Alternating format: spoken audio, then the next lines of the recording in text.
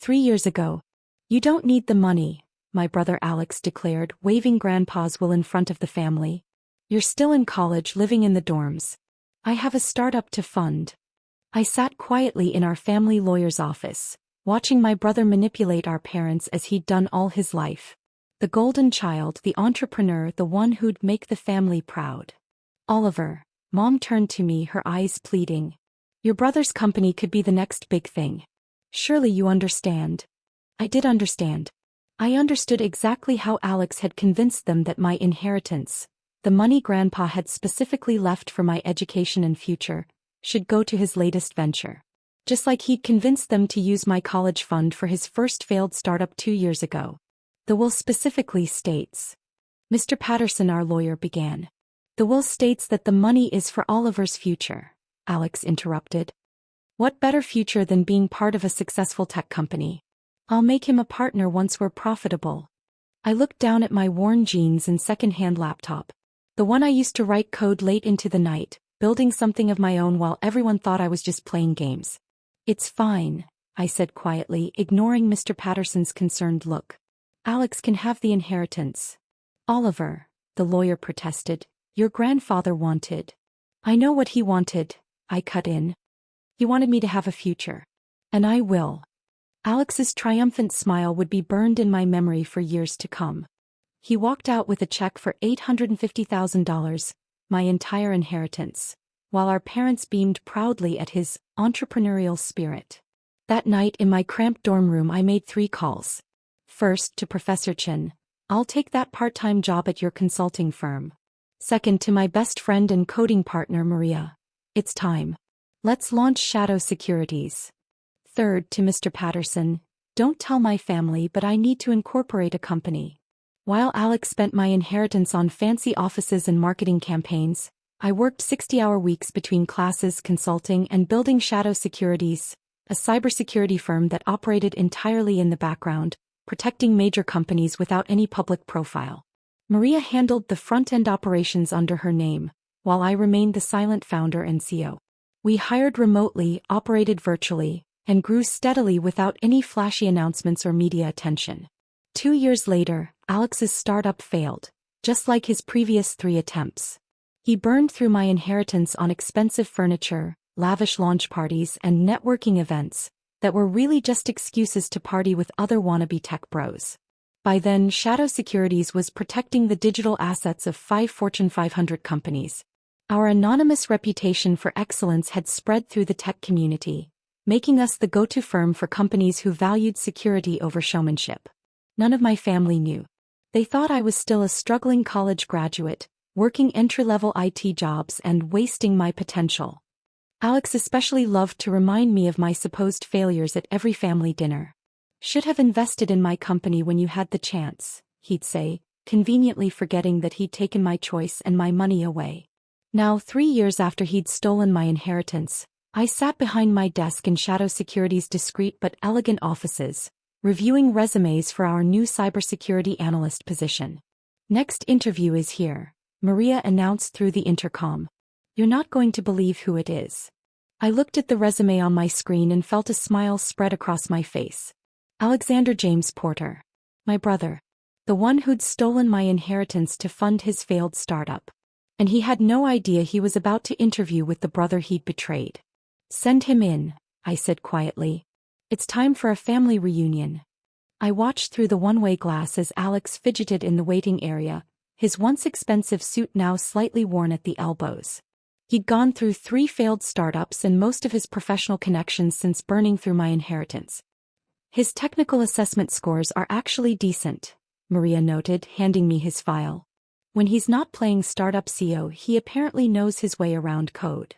Of course he does, I smiled slightly. He learned from the same person I did watching Dad code in the basement. He just chose to focus on the glory rather than the craft. Want me to tell him the CEO is ready? No, I adjusted my leather chair, the one Alex had probably expected to be sitting in himself by now. Let him sweat a few more minutes. He made me wait 3 years. He can wait 10 minutes. Finally, I pressed the intercom. Send in Mr. Porter. Alex walked in confidently, he always did, even when he had nothing to be confident about. He was halfway through his practice smile before he registered who was sitting behind the desk. Ollie. The polished facade cracked. What are you doing here? That's an interesting first question for a job interview, I replied calmly. Most candidates start with, "Thank you for meeting with me," or something similar. He stood frozen, his resume folder hanging limply at his side. You work here? No, Alex. I don't work here. I let the moment stretch. I own this company. I'm the founder and CEO of Shadow Securities. The folder hit the floor, scattering papers. That's impossible. Shadow Securities they're the biggest cybersecurity firm in the Northeast? Yes, we are. Please sit down. We wouldn't want to wrinkle that suit. It looks like it's seen better days. He sank into the chair, his face cycling through shock, disbelief, and something that might have been fear. How did the brother you dismissed as a failure build a multi-million-dollar company? I leaned back. The same way I tried to tell you 3 years ago, with hard work, solid code, and actual innovation instead of flashy marketing. 3 years. His eyes widened. When I took your inheritance. When you stole my inheritance, I corrected. Let's be accurate in our terminology. Professional environment and all that. Mom and Dad said you were working entry-level IT jobs. Mom and Dad see what they want to see. They still think you're between opportunities instead of admitting you've failed 4 startups. I opened his file. Speaking of which, let's review your resume. Quite a gap here between your last venture and this interview. Oliver, Mr. Porter, please, I interrupted. This is a job interview. Let's keep it professional. The brother who'd once swaggered through life on stolen money now sat hunched in my guest chair, watching his world reshape itself. Your technical skills are adequate, I continued, reviewing his test results. Your experience is scattered but relevant. However, there are some concerns about your history with financial responsibility and team dynamics. Those startups weren't my fault, he protested. The market wasn't ready. The market is always ready for genuine innovation, Alex. It's just not interested in overpriced solutions to non-existent problems. I closed his file. However, we do have an opening that might suit your actual skills rather than your inflated perception of them. Hope flickered across his face. You'd still hire me? After everything? That depends. I leaned forward. Are you ready to actually work? To learn? To build something real instead of chasing quick success? Yes. For the first time in our lives, I heard genuine humility in his voice. Yes, I am. Good. Because this position reports directly to Maria, our CEO. The same Maria you once called a waste of coding talent when she refused to join your startup. His face flushed red as Maria walked in, tablet in hand. Hello, Alex, she said coolly. Ready to learn how real tech companies operate? The Sunday after Alex's interview, I attended our monthly family dinner for the first time in months. Usually I made excuses, too busy with entry-level work. But today I wanted to see this through. I arrived just as Alex was trying to explain his new job to our parents. It's a junior position, he was saying, his voice lacking its usual bravado. But Shadow Securities is the best in the industry. Junior position? Dad frowned. But you're an entrepreneur. Surely with your experience. Speaking of Shadow Securities, I interrupted, setting my keys on the table. How was your first week, Alex? The silence that followed was deafening. Mom's casserole dish clattered against the counter, and Dad's perpetual typing on his phone stopped abruptly. Oliver. Mom's voice wavered. What do you mean, how was his first week? Oh, didn't Alex tell you? I smiled, sitting down. He's working at my company now. Entry-level cybersecurity analyst, reporting to my COO. Your company? Dad's phone slipped from his fingers. Shadow Securities. You know, the firm you've been trying to get a meeting with for the past year for your banking software. I turned to Alex. You should have told them. Transparency is one of our core values. Alex stared at his plate. I just didn't know how. How to explain that the brother whose inheritance you stole is now your CEO? I finished for him. Yes, I imagine that would be difficult. This is impossible, Mom whispered. You're working in IT support. No, Mom. That's what you assumed I was doing. Just like you assumed Alex's startups would succeed just because he talked confidently about them. But the money. Dad stuttered. Alex needed the inheritance for his company. No, I said firmly. Alex wanted my inheritance for his company. I needed it for my education and future, which is exactly what Grandpa intended. But when Alex took it, I built my future anyway. I pulled out my phone, pulling up Shadow Securities' financial reports. Current company valuation, $480 million. Client list includes 3 major banks, 2 government agencies, and half of the top tech firms in the country. Mom sat down heavily. All this time, you were so busy believing in Alex's potential that you never bothered to see mine. I turned to my brother. How's the actual work going? Maria says your coding has improved. It's challenging, he admitted. But good. I'm learning a lot. Learning what you could have learned 3 years ago if you'd been willing to start at the beginning instead of trying to skip to the end. Dad finally found his voice. Why didn't you tell us? Would you have believed me? 3 years ago when Alex took my inheritance, did you even listen when I tried to explain my own business plans? Their silence was answer enough. The thing is, I continued, success doesn't always look like what you expect. Sometimes it's not about flashy offices and marketing campaigns. Sometimes it's about building something solid in silence while everyone underestimates you. I'm so sorry, Oliver. Mom's eyes were wet. We should have. Yes, you should have. But that's not why I'm telling you now. I looked at Alex. I'm telling you because it's time for this family to understand what real success looks like. And what it costs. Alex nodded slowly. The team, they're amazing. The work we're doing, it's what I always pretended my startups were doing, but this is real. Real work, I agreed. Real innovation. Real success. Can you ever forgive us? Mom asked quietly. I already have. But forgiveness doesn't mean forgetting. It means building something better from the ashes of what was broken. I stood up. Now if you'll excuse me, I have a company to run. Alex, don't be late tomorrow. Maria doesn't tolerate tardiness, even from the CEO's brother. I won't be, he promised, and for the first time, I heard genuine respect in his voice.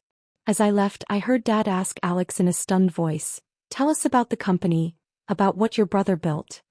Sometimes the best revenge isn't in the revelation of success, but in watching those who doubted you learn to see you clearly for the first time. Even if it takes a job interview to make it happen. 1 year after Alex started at Shadow Securities, I sat in my office reviewing his performance reports. The transformation had been remarkable, from entitled startup failure to dedicated team member. He's actually one of our top analysts now, Maria reported, sliding the latest project evaluations across my desk. And the junior developers look up to him. Ironic, I smiled. He finally became a leader by learning to follow first. A knock at the door interrupted us. Alex stood there, looking different from the arrogant brother who'd once stolen my inheritance. His expensive suits had been replaced by casual tech wear, and the desperate need to prove himself had given way to quiet confidence. Got a minute? He asked. There's something I need to show you. He laid a check on my desk, $850,000. My stolen inheritance down to the last dollar. It's taken every penny I've saved this year, plus selling my car and condo, he said quietly.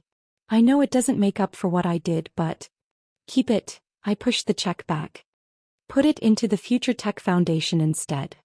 The foundation was our company's newest initiative, providing funding and mentorship to promising young developers who lacked resources. Alex had actually helped design the program, drawing from his own hard-learned lessons about the difference between chasing success and earning it. Are you sure? He asked. The money was never the point, Alex. It was what it represented, the belief that you deserved my future more than I did. He sat down heavily. I was such an asshole. Yes, you were, I agreed cheerfully. But you've learned. That's worth more than any inheritance. Later that evening, at another family dinner, now held monthly at my penthouse, the dynamics were noticeably different. Mom no longer made excuses for Alex's failures or dismissed my successes. Dad actually listened when we talked tech, trying to understand rather than just waiting to give advice. Tell them about the mentorship program, I nudged Alex as we finished dinner. He lit up, not with his old artificial enthusiasm but with genuine passion. We're helping kids who remind me of Oliver back in college. Brilliant ideas, no resources, no one believing in them except themselves. And this time, Mom said softly, we're paying attention. The foundation's first grant goes out next week, Alex continued. To a girl from the Bronx with an incredible AI concept. She reminds me of what Oliver could have been if I hadn't. If you hadn't taught me the most valuable lesson of all, I finished. That success means nothing if you don't earn it yourself. Dad raised his glass. To lessons learned. To second chances, Alex added. To building futures, Maria contributed, having become part of these family dinners. I looked around at my family, no longer divided by jealousy and favoritism, but united in understanding what real success looks like. To all of it, I said. And to inheritances that turn out to be worth more than money. Because sometimes the best revenge isn't in making others fail, but in helping them learn how to truly succeed. Even if it takes a job interview and a year of humble pie to get there. Later that night, as the city lights twinkled below my office windows, I found Alex in the development lab, helping a junior coder debug their project. You know, he said, sensing my presence, I always thought being the CEO meant having all the power. But watching you this past year, it's about lifting others up, isn't it? Now you're getting it, I smiled. Ready for your performance review tomorrow? With Maria? He grimaced playfully. She's tougher than any startup investor ever was. Good. That's exactly what you needed, what we all needed. Someone to show us that real success isn't about taking shortcuts or stealing opportunities. It's about building something that lasts, he finished. Something real. I left him there, teaching what he'd learned, building what he'd once tried to take. Sometimes the greatest success story isn't about the money or the power or even the revenge. Sometimes it's about watching someone who took your inheritance learn to inherit something far more valuable: wisdom, humility, and the understanding that true success can't be stolen. It has to be earned, one line of code at a time.